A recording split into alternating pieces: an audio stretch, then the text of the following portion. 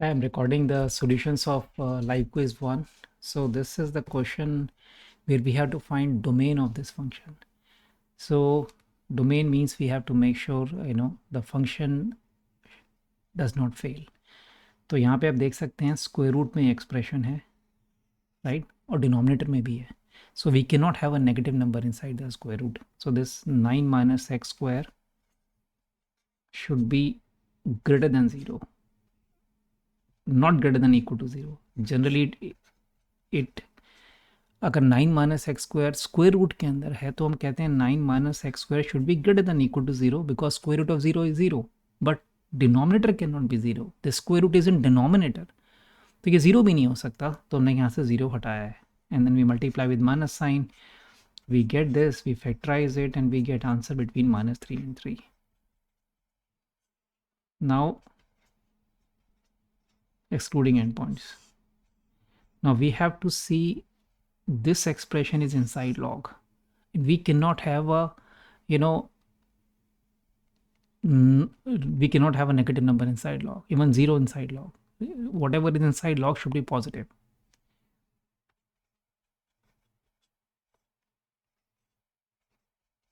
log तभी defined होगा जब जो भी एक्सप्रेशन log में है वो जब पॉजिटिव है. So we have to put this greater than 0. Now this is a positive square root. This is always a positive square root. Square root of positive square root of 9 is 3.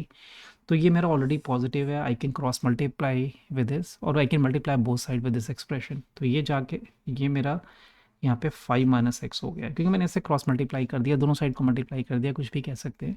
तो 5 minus x greater than 0. So this says x less than 5. अब मैं दोनों combine करूँगा, x 5 से कम होना चाहिए. So if I take the common of the two, because दोनों कंडीशन ट्रू होनी चाहिए, स्क्वायर रूट के अंदर नेगेटिव नंबर नहीं होना चाहिए, राइट. और मेरा ये डिनोमिनेटर में भी नहीं होना चाहिए, डिनोमिनेटर में 0 नहीं होना चाहिए, और साथ में लॉग में पॉजिटिव नंबर होना चाहिए. If I combine these conditions, ये कंडीशन पहले दो से आ गई, स्क्वायर रूट में नेगेटिव नंबर ना हो जाए और डिनोमिनेटर में 0 ना हो जाए, और यहाँ पे कंडीशन आ रही है कि मेरा लॉग में पॉजिटिव नंबर ही होना चाहिए. तो दोनों कंबाइन करके आंसर आ गया between -3 and 3. So x between -3 and 3 is the domain of this. So that's a B choice.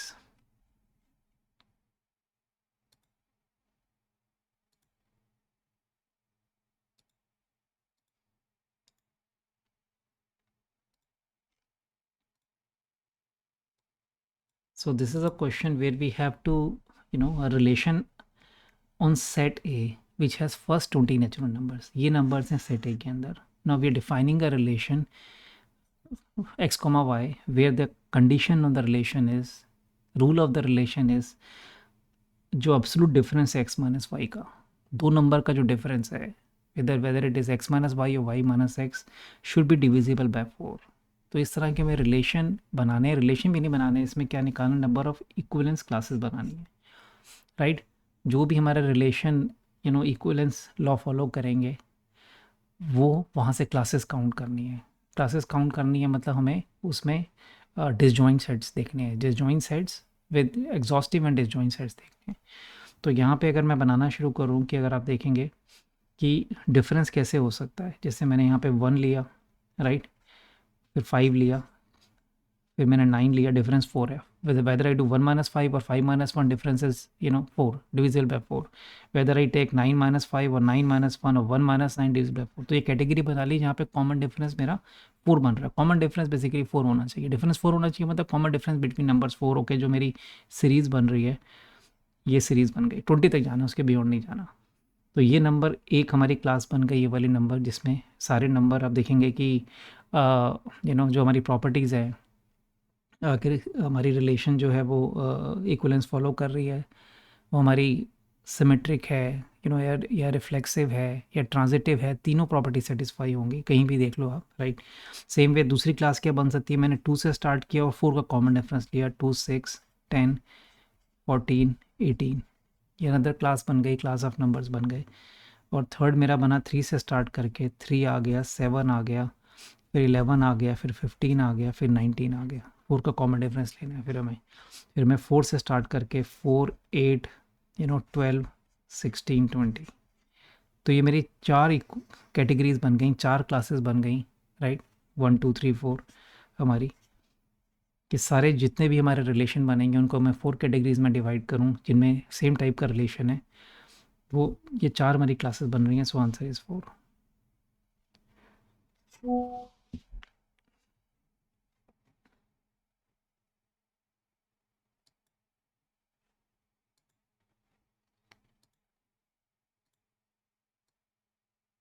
So we have to find, you know, ये फंक्शन गिवन है विच इज़ अ पॉलिनोमियल, उसकी ये functional equation given है। तो f x plus f of one by x equals to f x plus f one by x, ये याद ही होना चाहिए। अगर जो फंक्शन इस रिलेशनशिप को सेटिस्फाई करता है वो होता है f x equal to plus minus x to the power n plus one. ये याद ही करना चाहिए, कई बार काम आता है।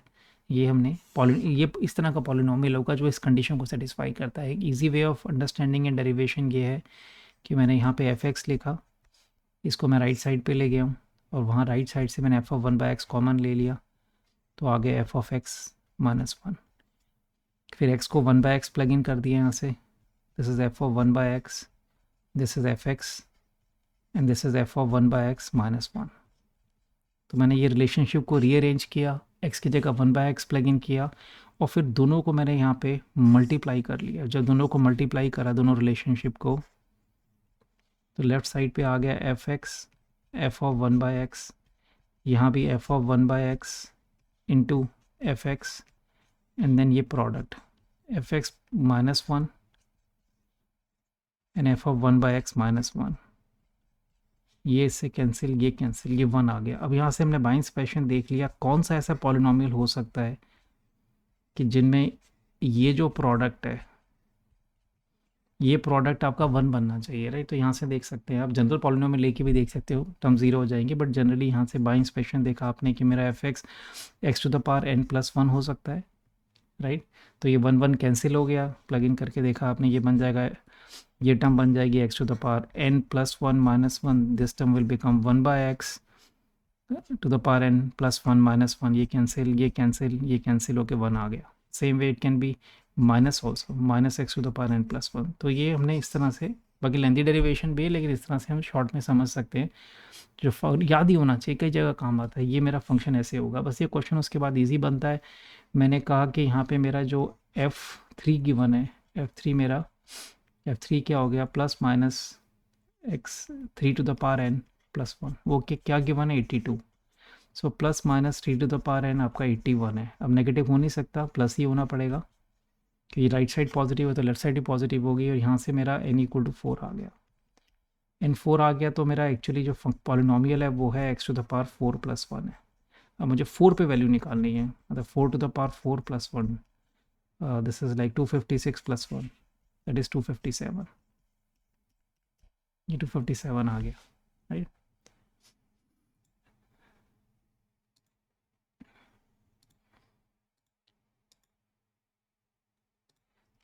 No this is a similar question जो हमने पहले क्वेश्चन किया है। The difference is that now we have to find range.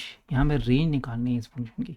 हम इस वाले फंक्शन की, अगर मैं लॉग वाला यहाँ तक देख रहा हूँ तो ये हमने अभी इसकी डोमेन निकाली थी, राइट। तो इस फंक्शन थोड़ा सा ये इट्स नॉट जनरली, अगर अपने इस तरह के क्वेश्चन नहीं किए तो it's not straightforward question. पहले मैंने इनपुट करा 5 minus x root of n minus x square, फिर that goes into log x. मैंने ब्लॉक्स की फॉर्म में एक्सप्रेस कर लिया, as a composite function express कर लिया क्योंकि मल्टीपल फंक्शंस कनेक्टेड हैं। फिर ये आउटपुट गया तो मेरा यहाँ चला गया लॉग के अंदर, लॉग एक्स के अंदर, और लॉग एक्स आउटपुट जा रहा है मेरा कॉस एक्स के अंदर। तो जो कॉस एक्स है उससे चीज़ें काफ़ी सिंप्लीफाई हो गई। अब रेंज इस पर डिपेंड करती है, जो y की वैल्यूज़ हैं, जो रेंज उस पर डिपेंड करेगी कि लास्ट में cos x से क्या बाहर आ रहा है। cos x का ग्राफ ये आ रहा है, तो ये हमेशा -1 और 1 के बीच में ही रहता है। लेकिन अब ऐसे कोई यहाँ पे गैस वर्क नहीं करना कि -1 to 1, ये नहीं करना, पूरा निकालना पड़ेगा इनपुट क्या आ रहा है, राइट। इनपुट पर डिपेंड करता है। अगर मान लेते हैं इनपुट 0 से 1 आ रहा है खाली, कॉस यहाँ से जो आउटपुट आ रहा है, लॉग का जो आउटपुट आ रहा है 0 से 1 आ रहा है, तो 0 से 1 में तो खाली कॉस की यही वैल्यूज़ आएंगी, 1 से लेकर कॉस 1 से लेकर 1, इतना ही पार्ट आएगा खाली, क्योंकि कॉस फंक्शन को लिमिटेड इनपुट मिल रहा है तो कॉस का आउटपुट भी लिमिटेड होगा।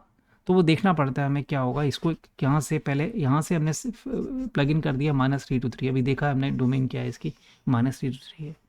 जब इसको मैंने यहाँ से 3 to 3 प्लग इन किया, इसका आउटपुट चेक करना में क्या आता है, फिर इसका आउटपुट इसको जा रहा है तो वो आउटपुट चेक करना है, उस पर डिपेंड करता है कि रेंज क्या होगी जो log x से आउटपुट आ रहा है। तो उसमें हम थोड़ा ये ध्यान रखेंगे। थोड़ा यहाँ पे क्या है कि अगर आउटपुट मेरा इतना भी आ गया 0 से 2 पाई में, 0 से 6.28 के बीच में आ गया, तो कॉस रेंज हो जाएगी -1 to 1 इंक्लूडिंग -1 and 1। तो लॉग का आउटपुट क्या आ रहा है, तो थोड़ा सा इस फंक्शन को हम आइडिया लेंगे कि ये लॉग को क्या फीड कर रहा है। लॉग का हमें ग्राफ पता है कैसे होता है। लॉग ये स्कोप है लॉग का। लॉग आउटपुट ऐसे थ्रो करता है, व्हेन एक्स वेरीज फ्रॉम 0 से infinity, log throws this output from -∞ to infinity. Log की range y belongs to r है। लेकिन लॉग का इनपुट क्या है, अगर यहाँ तो इनपुट 0 से इन्फिनिटी है, उस पर डिपेंडेंट है लॉग का आउटपुट। इस केस में आपका आउटपुट 0 से इन्फिनिटी है, व्हेन द डोमेन इज 0 से इन्फिनिटी। तो हमें थोड़ा यहाँ से देखना पड़ेगा क्या फीड मिल रही है log x को, so that log can decide what output it's going to throw. Input क्या मिल रहा है, तो इनपुट इसके आउटपुट पर डिपेंड करता है। इनपुट तो इसका इनपुट तो पता है, इसका आउटपुट क्या है वो देखना है हमें। तो इसको अगर हम फंक्शन मान रहे हैं 5 - x over root of -9x², तो यहाँ से हम इसका हम आइडिया लें, पूरा इसका सिर्फ आइडिया से काम, अगर पूरा इसकी रेंज निकालेंगे तो टाइम लगेगा। लेकिन हम देखें कि पूरी रेंज नहीं निकालनी, क्योंकि ज़रूरत भी नहीं है इस पर्टिकुलर क्वेश्चन में। तो हमने देखा इसकी डोमेन -3 to 3 है, जो ग्राफ होगा -3 to 3 के बीच में होगा, राइट। तो फंक्शन हमारा 5 पे 0 है, लेकिन 5 पे ये डिनोमिनेटर डिफाइंड नहीं है, तो ये जो पॉइंट ऑफ इंटरसेक्शन है नहीं, अदरवाइज तो ये हम y को 0 करके देखते हैं। तो 5 - x = 0, x = 5 आ रहा है, which is meaningless because denominator मेरा नॉट डिफाइंड है जब x को मैं 5 प्लग इन कर रहा हूँ। स्क्वायर रूट में नेगेटिव नंबर बन रहा है, तो यहाँ पे एक ही पॉइंट ऑफ इंटरसेक्शन बन सकता था 5, जो कि पॉसिबल नहीं है। तो ग्राफ इसको इंटरसेक्ट नहीं कर रहा और पॉजिटिव है, कंप्लीटली पॉजिटिव है। y को ग्रेटर देन 0 करेंगे, 5 - x over root of 9 - x² greater than 0। तो डोमेन में देख ही चुके हैं ये पॉजिटिव है, तो यहाँ से आ रहा है कि x < 5। y ग्राफ पॉजिटिव कहाँ पे होगा, y पॉजिटिव कहाँ पे होगा, जब x < 5 है, x 5 से कम है। तो आइडिया देख लिया हमने कि x 5 से कम है, x तो 5 से कम ही है, तो इस फंक्शन का ग्राफ यहाँ होगा। और अब अगर 3 और -3 लेते हैं तो ऑफकोर्स इन्फिनिटी आ रहा है। इफ गो नियर 3 और near -3, denominator become 0, so ratio becomes infinity. ये यहाँ पे ग्राफ ऐसे आ रहा है, तो यहीं से मैं आइडिया लगता है। और अब x को 0 प्लग इन करके point of intersection with y axis निकालेंगे तो 5/3 आ रहा है। तो ग्राफ यहाँ से पास कर रहा है, ये कर रहा है, तो ये ग्राफ मतलब मैं नहीं कह रहा ऐसे सही होगा कि लोकल मैक्सिमम निकाल के पता चलेगा। तो लोकल यहाँ पे लोकल मिनिमम भी आता है, यहाँ पे ग्राफ समथिंग लाइक दिस जाता है, ऐसे ही वाला ग्राफ, लेकिन उससे फ़र्क नहीं पड़ता। हम ये मान लेते हैं हमारा ग्राफ कोई मिनिमम वैल्यू होगी 5/3, नहीं तो कुछ अल्फ़ा मान लेते हैं 5/3 से कम हो सकती है, ज़्यादा तो नहीं हो सकती इसकी मिनिमम वैल्यू। तो इसकी रेंज हमने यहाँ से आइडिया ले लिया, हमारी इसकी रेंज आ रही है 5 कोई अल्फ़ा टू इन्फिनिटी आ रही है, वेयर अल्फ़ा इज जो भी है <5/3 होगा। आइडिया ले लिया हमने, ग्रेटर देन 0 <5/3। तो ये रेंज मेरी इनपुट मिल रही है। लॉग क्या करता है, लॉग तो कुछ नहीं, इस पर लॉग लगा देगा और कुछ नहीं है, यहाँ से वैल्यू आएगी log of alpha two infinity. ये आ गया लॉग के ग्राफ पे देख लिया आपने। अगर ये अल्फ़ा आपका कहीं यहाँ पे लाई कर रहा है, अल्फ़ा से इन्फिनिटी इनपुट देंगे तो लॉग आउटपुट थ्रो करेगा आपका लॉग अल्फ़ा टू इन्फिनिटी। और जब इतनी ये जो रेंज अल्फ़ा से कहीं, सपोज ये कॉस का ग्राफ है और इसमें आप अल्फ़ा कहीं भी हो सकता है आपका पॉजिटिव 5/3 तक, यहाँ कहीं हो सकता है, सपोज यहाँ अल्फ़ा है, तो यहाँ से लेके आपने ये इनपुट दिया है कॉस को, कॉस तो अपना -1 के बीच में ऑसिलेट करेगा, इट लाइज बिटवीन -1 and 1। उसको तो 0 से 2 पाई भी मिल गया तो -1 to 1 के बीच में होता है। तो आपने देखा कि हमें कोई ठीक है, हमने आइडिया ले लिया पूरा, हमने अभी point of local minimum value नहीं निकाली, अल्फा नहीं, पॉइंट ऑफ ये नहीं निकाला हमने अल्फा क्या है, इसकी लोकल मिनिमम वैल्यू नहीं निकाली, बट स्टिल हमारा काम चल गया, क्योंकि यहाँ से जो आउटपुट आ रहा है वो एक मिनिमम वैल्यू अल्फा है, जो कि पॉजिटिव होगी 5/3 से कम भी होगी, हमने देखा अगर है तो यहाँ से उसकी वहाँ से इन्फिनिटी जा रही है, तो लॉग भी इन्फिनिटी तक जा रहा है, तो कॉस में बहुत सारी इन्फिनिटी तक वैल्यू जा रही है, तो वहीं से आप आइडिया ले सकते थे -1 to 1 है कॉस की। और अगर ये भी नहीं करना, आपने यहीं से आइडिया लग रहा था, आप बिल्कुल नहीं करना, अंदाज़ा ही लगाना है कि आप जो इनपुट दे रहे हो इसको, डिनोमिनेटर इन्फिनिटी जा रहा है, डिनोमिनेटर 0 जा रहा है, तो ये इन्फिनिटी जा रहा है, इन्फिनिटी अगर हो गया, इन्फिनिटी भी अगर हो गया, इन्फिनिटी के पास जा रहा है, तो इतनी वैल्यूज़ मिल गई हैं उसको लॉग को और आगे कॉस को कि वो -1 to 1 के बीच में अपना स्पेन कर लेगा। तो सर 2 पाई चाहिए होता है, हम कह रहे हैं ग्राफ इन्फिनिटी तक जा रहा है, मतलब इनपुट आउटपुट इन्फिनिटी तक जा रहा है, so that way we can without going into the graph of the first block we can stay it lies between -1 and 1।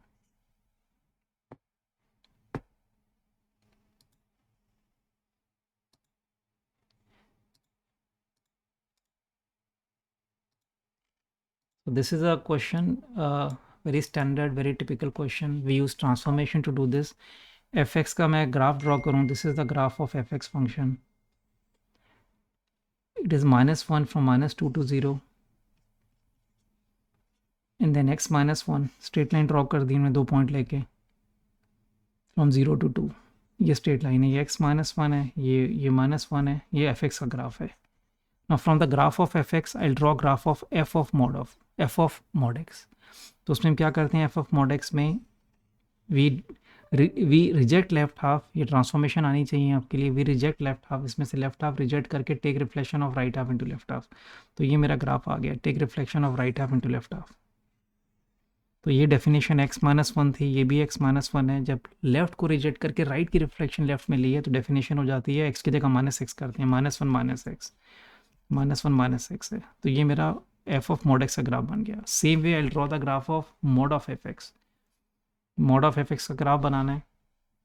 उसमें हम क्या करते हैं, fx के ग्राफ को lower half into upper half. Whatever we have below x axis just fold it, flip it, take image of that above x axis.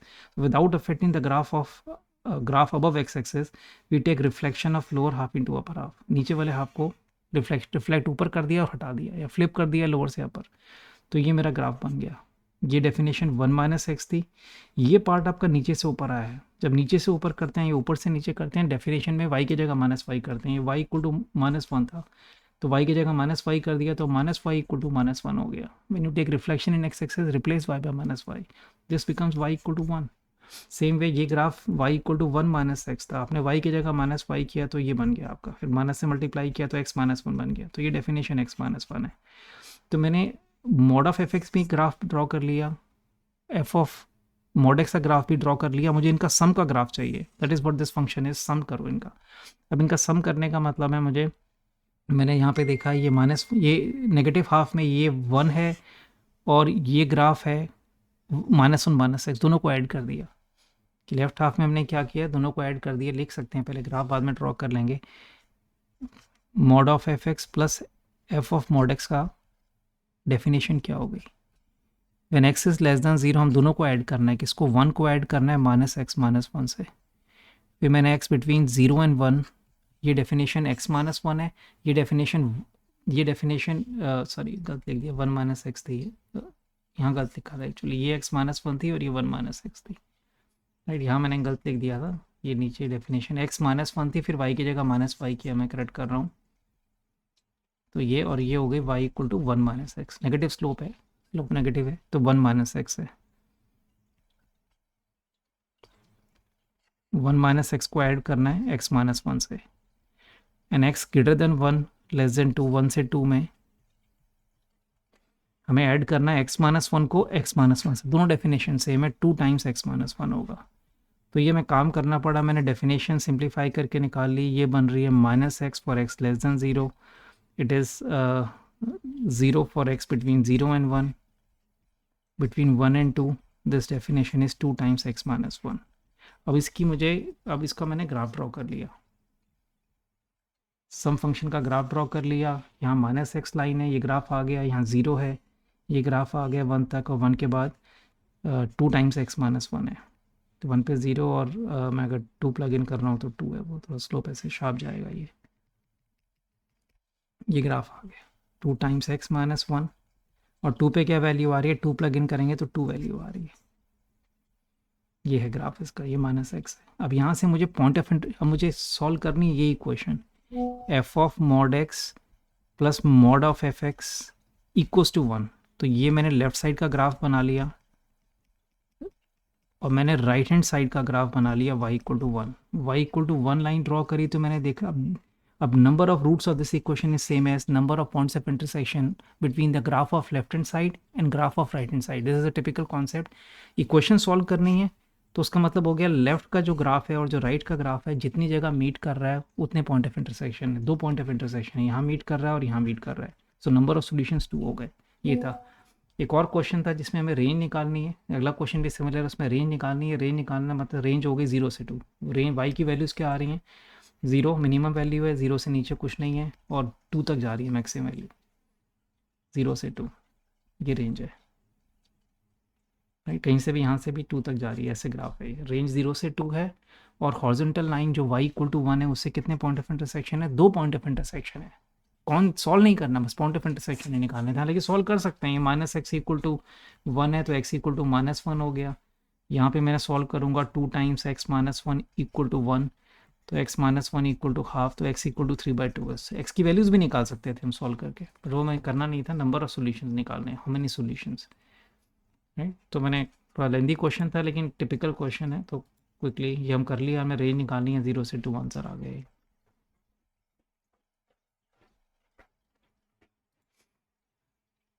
Now this is a question based on reflexive relation. Question में क्या करना है, set has n elements हैं, set में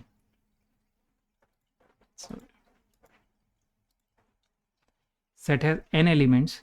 तो पहले concept समझ लेते हैं। सपोज ये मेरा सेट ए है जिसमें पहले समझा देता हूँ 3 एलिमेंट है 1 2 3। अब मुझे रिलेशन डिफाइन करना है, अभी n एलिमेंट्स है लेकिन मैं एग्जांपल समझा रहा हूँ। तो मुझे रिलेशंस बनाना है ऑन ए सेट ए। तो मेरे रिलेशन बनाना है ए का ए के साथ। तो मेरा जो ए क्रॉस ए होगा उसमें कितने एलिमेंट्स हो गए? उसमें 9 एलिमेंट्स होंगे। फॉर एग्जांपल 1, 1 को 1 से मैप किया, 1 को 2 से मैप किया, 1 को 3 से मैप किया, 2 को 1 से मैप किया, 2 को 2 से किया, 2 को 3 से किया, तो ये 9 एलिमेंट्स हैं। सिमिलरली 3, 1, 3, 2, 3, 3। तो यहाँ से अगर हम देखें कितने रिलेशन बना सकते हैं, जितने इसके सबसेट होते हैं। कॉन्सेप्ट पढ़ा होगा आपने, how many relations, different relation can be formed on set ए। तो ए क्रॉस ए में जितने एलिमेंट्स हैं, अगर यहाँ पे 9 एलिमेंट्स हैं, 2 टू द पावर 9 रिलेशंस बना सकते हैं। वो परमुटेशन का कॉन्सेप्ट है। जब रिलेशन बनाएंगे तो हमारी ऑप्शन है इस वाले रिलेशन को चूज़ करें ना करें, राइट। मतलब इस वाले एलिमेंट को चूज़ करें ना करें, इसको चूज़ करें ना करें, इसको, हर एक के साथ 2 ऑप्शन है कि मैं रिलेशन बना रहा हूँ तो उसको चूज़ करूँ ना करूँ। परमुटेशन का है idea. And then fundamental principle of counting से मल्टीप्लाई करके these are different types of relation you can form from this product A cross A, कि डिपेंडिंग अपॉन हर एक के साथ ऑप्शन है उसको चूज़ करें ना करें। जब रिलेशन बना रहे हैं, डिफरेंट रिलेशंस बना रहे हैं, तो चूज़ करें ना करें ए क्रॉस ए में से। 2 टू द पावर 9 है। लेकिन अब हमें क्या करना है, रिफ्लेक्सिव होनी चाहिए। रिफ्लेक्सिव रिलेशन की प्रॉपर्टी क्या होती है कि वो रिलेशन रिफ्लेक्सिव है। अगर मेरे यहाँ पे देखो, रिफ्लेक्सिव का मतलब है मुझे ऐसी रिलेशन बनानी है आर जिसमें वो रिफ्लेक्सिव होनी चाहिए वो। तो उसमें रिफ्लेक्सिव जो प्रॉपर्टी है कि हर एलिमेंट का खुद से रिलेशन होना चाहिए, तभी रिफ्लेक्सिव कहते हैं। तो ये एलिमेंट तो होने ही चाहिए रिफ्लेक्सिव वे, बाकी इसके बाद कुछ भी हो सकता है। ये 3 एलिमेंट तो होंगे ही होंगे। उसके बाद हमारी मर्जी है कि इसमें आप 1, 2 रखो, इसमें आप 2, 1 रखो, 3, 1 रखो, 3, 2 रखो, वो आपकी मर्जी है। रिफ्लेक्सिव मतलब जो भी एलिमेंट है उसके अंदर, जो भी सेट में एलिमेंट्स हैं, 3 एलिमेंट्स हैं सेट के अंदर, तो उनकी अपने आप से रिलेशन होना चाहिए। 1, 1, 2, 2, 3, होना चाहिए। तो यहाँ पे हम देखेंगे जो मेरा यहाँ पे मुझे जो मैं ए क्रॉस ए में से ये तो मुझे चूज़ करना ही करना है 1, 1, तभी तो रिफ्लेक्सिव रिलेशन बनेगी। ये 3 एलिमेंट तो चूज करने ही करने, पहले से इनको उठा के रख लिया है। 3 एलिमेंट आ ही रहे हैं, हर सेट में होंगे। ये 3 एलिमेंट हर सेट में हैं पक्का, हर रिलेशन में है। मतलब हर रिलेशन में 3 एलिमेंट तो होंगे रिफ्लेक्सिव होने के लिए। बाकी हमारे पास जो 6 ऑप्शन बच गई हैं, बाकी जो हमारी 6 ऑप्शन बच गई हैं, हमारी मर्जी है उसमें से पिक करें ना करें। हर एक के साथ 2 ऑप्शन हैं, 2 टू द पावर 6 हो गया। इतने रिलेशंस बन सकते हैं। ये इतने टोटल थे, लेकिन मुझे रिफ्लेक्सिव होने के लिए मेरे को 2 टू द पावर 6 ही आएंगे, क्योंकि 3 एलिमेंट तो मैंने पहले ही हर सेट में रखना ही है, हर रिलेशन में रखना ही है 3 एलिमेंट। तो रह गया 2 टू द पावर 6। तो उसको अगर हम फॉर्मूले की तरह देखें तो मेरा जनरली 3 × 3 था कि मेरे ए क्रॉस ए में कितने एलिमेंट्स हैं। ए क्रॉस ए में कितने एलिमेंट्स होते हैं, जितने एलिमेंट्स ए में हैं उनको मल्टीप्लाई कर दिया जितने एलिमेंट्स ए में हैं। तो ये हमारा यहाँ से 3 × 3 9 आ गया था। अब मुझे यहाँ पे 3 × 3 में से माइनस करना है जो वो एलिमेंट जो खुद से ही रिलेटेड है रिफ्लेक्सिव प्रॉपर्टी के लिए। 1, 1, 2, 2, 3 ऐसे कितने होंगे? 3 एलिमेंट तो हर एक को खुद से रिलेट करना है, वो 3 होंगे। ये अपना फॉर्मूला बन रहा है 2 to the power 9 - 3 2 to the power 6। अब इसी को मैं जनरलाइज कर रहा हूँ। मेरे पास यहाँ पे n एलिमेंट्स हैं। n एलिमेंट्स के साथ करना है मुझे। सेट ए में n एलिमेंट्स हैं, A1 A2 A3 goes on AN, right. तो मेरे कितने रिलेशन बनने चाहिए थे? हमारे कितने एलिमेंट्स हैं ए क्रॉस ए में, जिसमें से मुझे सबसेट बनाने रिलेशन मीन्स में एक subset of A cross A कितने हैं इसमें एलिमेंट्स हैं मेरे n²। तो मेरे two to the power n square बनते रिलेशंस अगर मेरे पास रिफ्लेक्सिव वाली कंडीशन नहीं होती कि रिफ्लेक्सिव होना ज़रूरी है। अब रिफ्लेक्सिव होना ज़रूरी है तो जो मेरा क्रॉस जो मेरा जो ये प्रोडक्ट है, जो कार्टेशियन प्रोडक्ट है मेरा, इसमें जो एन स्क्वायर एलिमेंट्स हैं उन माइनस एन भी आ गया। अभी मेरा ये था कि जो ये मेरे एलिमेंट्स हैं ए क्रॉस ए में, मैं जैसे आपका A1 A2 हो गया, राइट, फिर A1 भी हो गया, ऐसे गोज ऑन। तो इसमें हर एक के साथ टू ऑप्शन थे, इसको मैं लूँ ना लूँ रिलेशन में, इसको लूँ ना लूँ, टू टू द पावर ऐसे यहाँ पे एन स्क्वायर था। लेकिन मुझे इसमें से ये एलिमेंट तो लेने ही हैं रिफ्लेक्सिव के लिए, A1 A1 A2 A2 A3 A3, ये सारे एलिमेंट तो मुझे लेने ही, एन एलिमेंट्स तो मुझे लेने ही हैं पक्का रिलेशन के अंदर, so that relation is reflexive. तो ये मुझे इतने ऑप्शंस रह गए मेरे, इनको लेने के बाद n square minus n elements हैं ए क्रॉस ए में, ए क्रॉस ए में एन स्क्वायर थे, उसमें से एन माइनस कर दिया, एन स्क्वायर माइनस एन रह गए, और एन स्क्वायर माइनस एन में हर एक के साथ दो ऑप्शन है हमारी रिलेशन में, उसको पिक करेंगे नहीं पिक करेंगे, पिक करेंगे नहीं पिक करेंगे। तो इतने डिफरेंट आपके रिफ्लेक्सिव रिलेशन बन सकते हैं, लेकिन अब पक्का रिफ्लेक्सिव बनेगा आपने, क्योंकि एन जो 1,1 2,2 थी वो तो पहले से हर रिलेशन में रख लिया आपने, वन वे के अंदर सबको ही रख लिया। बाकी के साथ ऑप्शन है, आप लेंगे या नहीं लेंगे, नहीं, दो ऑप्शन है सबके साथ।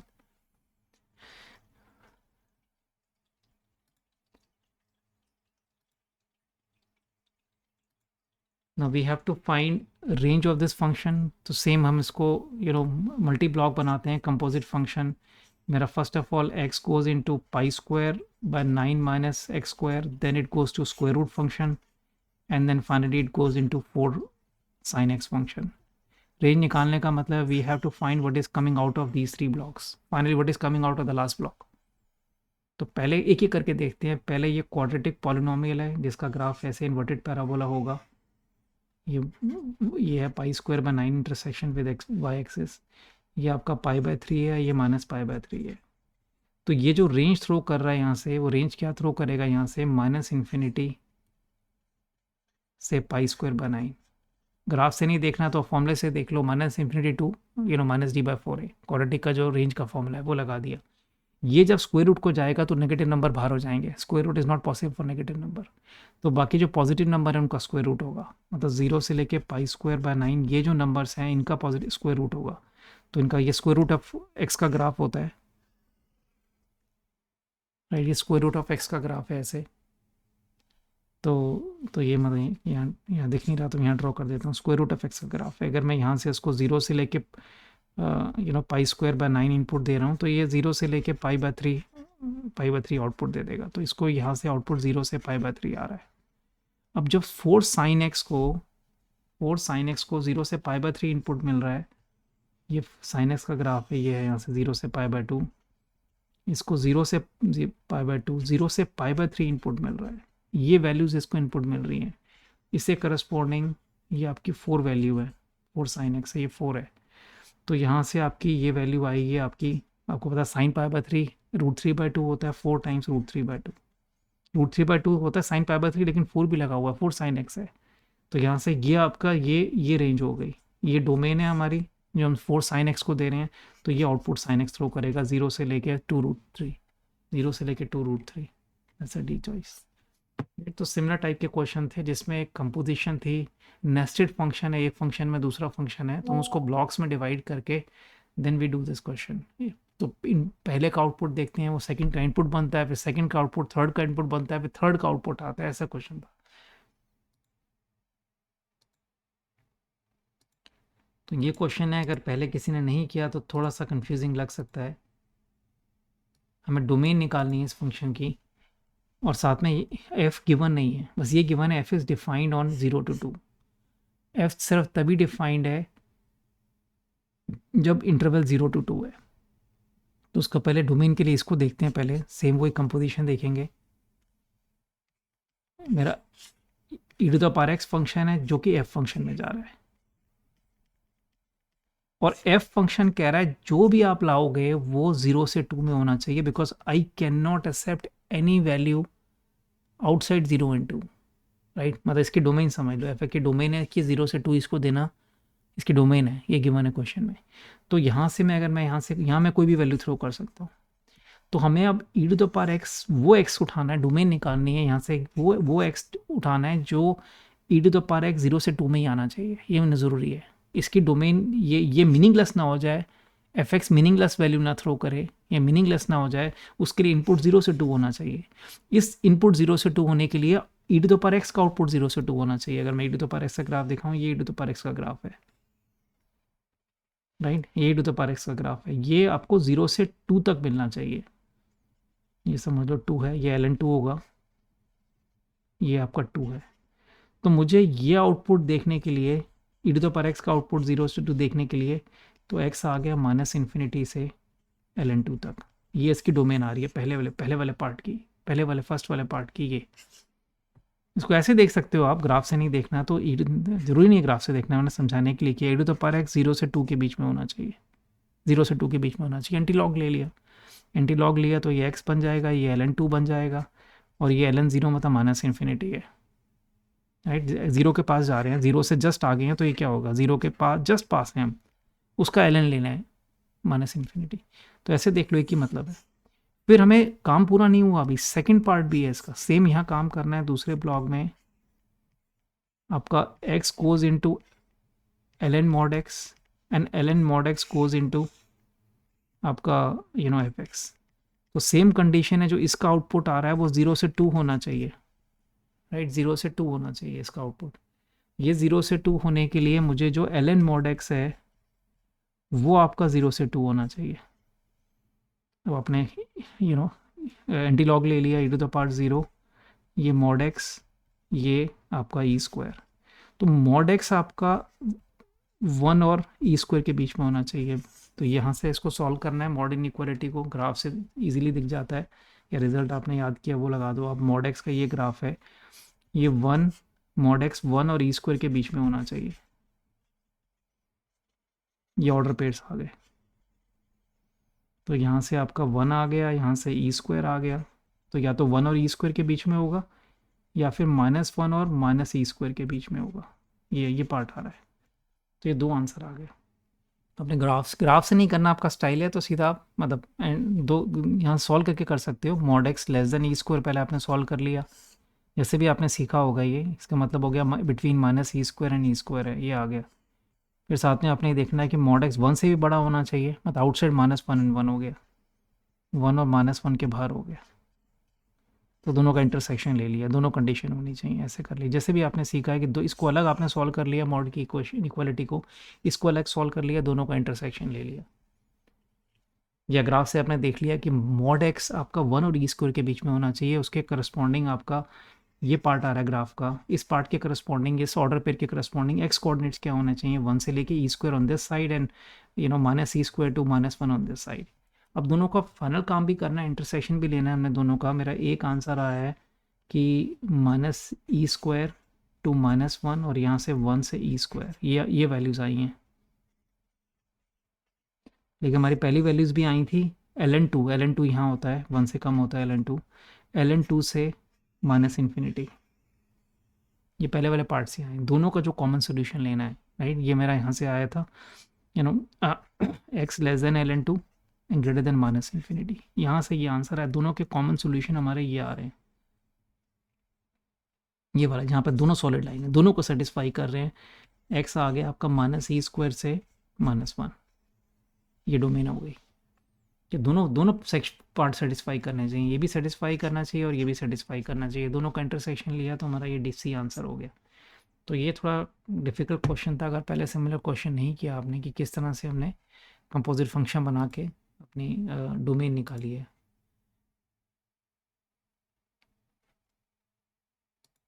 So this is again not easy question, अगर पहले नहीं किया, पहले किया है तो अब देख सकते हैं क्या हो, मतलब देन यू नो दैट। तो अगेन इसके टिपिकल मेथड है, करा ही होगा आपने। हम यहाँ क्या करते हैं, ये हमें रिलेशनशिप गिवन है एफ में, अब इसका हमें करना क्या है, हमें पीरियड निकालना है एफ का। तो हम क्या करते हैं, इस आइडेंटिटी में सब्स्टिट्यूशन करेंगे, इस रिलेशन में सब्स्टिट्यूशन करेंगे सच दैट कि यहाँ पे रिप्लेस करके ये जो 2x + 5 है, यहाँ पे मैं x की जगह कुछ x + 1 करूँगा। अगर आप फिगर आउट नहीं कर सकते तो ऐसे ले लो, x की जगह x + 1 प्लग इन करूँगा, राइट। तो ये मेरा ये बन जाना चाहिए, 2x + 11 बन जाना चाहिए। वो क्यों, अभी देखते हैं अगले स्टेप में क्यों बन जाना चाहिए। तो यहाँ से क्या आ गया, 2x + 2k plus 5 equal to 2x plus 11, 2x से 2x कैंसिल, तो यहाँ से k इक्वल टू 3 आ गया। तो अगर आप बाइंग एक्सप्रेशन नहीं देख पा रहे तो यहाँ पे मैं x की जगह क्या प्लग इन करूँ, x की जगह x plus A plug in करता हूँ, तो ये जो एक्सप्रेशन है वो ये 2x प्लस 11 बन जाना चाहिए। इससे क्या हुआ, इससे ये हुआ जब मैंने रिप्लेस कर दिया इसमें, अब देखो replace x by x plus 3, क्यों हमने ये x प्लस के 3 निकाला, क्योंकि यहाँ से अब मेरा ये x प्लस 3 प्लग इन किया, ये बन जाएगा 2 times x plus 3 plus 11 equal to 7। ये क्यों हमने किया अभी आप देखोगे, तो ये मेरा बन गया था, अभी हमने देखा ये 2x प्लस 11 बन गया। ये बनाने का क्या फ़ायदा हुआ अगले स्टेप में समझ आएगा आपको, अगर पहली बार क्वेश्चन कर रहे हैं तो 17 इक्वल टू 7। अब मैं फर्स्ट और सेकंड को सेपरेट कर रहा हूँ, उससे क्या फ़ायदा है, उसे तो 7 कैंसिल हो गए और ये 2x प्लस 11 इस 2x प्लस 11 से कैंसिल हो गया। तो ये जो टर्म थी वो ये बन जानी चाहिए सब्स्टिट्यूशन से, so that I can separate them and it will cancel out. Cancel करने से क्या हो गया, F of 2x plus 5, minus minus cancel हो गया, ये माइनस हो गया इक्वल टू 0, ये बन गया। अब मेरा यहाँ से मैं पीरियड निकालना आसान है मुझे, यहाँ से मैं पीरियड आइडेंटिफाई करूँगा। अब बाइंग एक्सप्रेशन करूँगा तो ऐसे करूँगा कि यहाँ पे मैं x की जगह क्या करूँ, x प्लस के प्लग इन करूँ कि वो पीरियोडिक बन जाए। मैंने यहाँ पे क्या करा मैंने, या ऐसे समझो इसको, ऐसे लिखो, सब्स्टिट्यूशन नहीं कर रहे हैं इसमें, मैंने यहाँ पे क्या किया, इसके अंदर 5 था, 5 अलग कर लिया, क्योंकि पीरियड आइडेंटिफाई करना है पार्ट सेम होना चाहिए। क्या बचा, 5 अलग करके 12 बचा, और फिर मैंने यहाँ पे 2 कॉमन लेके x प्लस 6 हुआ। अब यहाँ देखो कि इससे क्या पता चल रहा है आपको, पीरियड में अगर आपका पीरियड ऑफ एफ एक्स अगर मेरा टी है, कॉन्सेप्ट पता होगा, period of f of x plus के जो है वो भी टी रहता है। पीरियड के की जगह एक्स की जगह एक्स प्लस ए करने से पीरियड चेंज नहीं होता, लेकिन मैं अगर 2x प्लस ए कर दूंगा तो मेरा पीरियड चेंज हो जाता है। वो मेरा पीरियड जो टी का पीरियड है, right, period of f x by 2 हो जाता है। ये कोफिशिएंट अगर यहाँ 2 से चेंज हो रहा है तो पीरियड को मुझे एफ एक्स की पीरियड को 2 से डिवाइड करना पड़ता है, ये कॉन्सेप्ट है। तो इस रूल से हम देखेंगे तो पहले तो ये समझ आ गया यहाँ पे कि एक्स की जगह आपने एक्स प्लस 6 किया तो सेम बन गया है। देखो ये पीरियड डेफिनेशन यही होती है पीरियोडिक फंक्शन की, F of x plus T वापस एफ एक्स बन जाता है। बस यहाँ ये फ़र्क है, F of 2 times x plus T F of 2x बन गया, ये फ़र्क है, ये आ गया देखो। तो यहाँ ये 5 तो कोई फ़र्क नहीं पड़ता, 5 को हम इग्नोर कर देंगे, पीरियड से कोई फ़र्क नहीं पड़ रहा 5 में। यहाँ से ये देखो, यहाँ पे पता चल रहा है कि x की जगह x प्लस सी करने से एक्सप्रेशन सेम रहता है। तो यहाँ से ये आ गया period of f of 2x आ गया मेरा, क्या है वो, पीरियड 6 है। एक्स एफ एक्स का नहीं, एफ ऑफ 2x का पीरियड 6 है, क्योंकि चेंज हमने एफ ऑफ 2x में किया है, x की जगह x प्लस 6 करा है और एक्सप्रेशन सेम बना, तो पीरियड 6 है, एफ एक्स का नहीं, एफ ऑफ 2x का पीरियड 6 है। ये बात आपने समझ ली कि x की जगह x प्लस टी करते हैं, पीरियड टी है एफ एक्स का। लेकिन ये सिचुएशन इससे पता चलता है कि एफ ऑफ 2x में आपने x की जगह x प्लस टी किया है, एफ ऑफ 2x पे, तो पीरियड एफ ऑफ 2x का टी है, यहाँ है पीरियड एफ ऑफ 2x का टी है मेरा, ये है। तो एफ एक्स का जो पीरियड होगा वो हमें पता ही, एफ ऑफ 2x का पीरियड क्या होता है, वो होता है period of f x divided by 2 होता है, ये फ़र्क है देखो इसमें। तो यहाँ भी हमारा यही कॉन्सेप्ट लगेगा कि period of f of 2x is period of f x divided by 2, ये हमें पता है 6 है, 6 equals to period of f x divided by 2, 2 से मल्टीप्लाई किया तो पीरियड ऑफ एफ एक्स पी से इक्वल टू 12 हो गया, राइट। तो पहले आपने 6 पीरियड निकाला, बट मैं रिपीट कर रहा हूँ, एफ एक्स का पीरियड नहीं निकाला आपने, एफ ऑफ 2x का निकाला। अगर एफ एक्स का पीरियड निकालना है तो मुझे 2 वो बाय 2 होता है, तो 2 क्रॉस मल्टीप्लाई होकर 12 हो गया एफ एक्स का पीरियड। सी आंसर आ गया। या थैंक यू।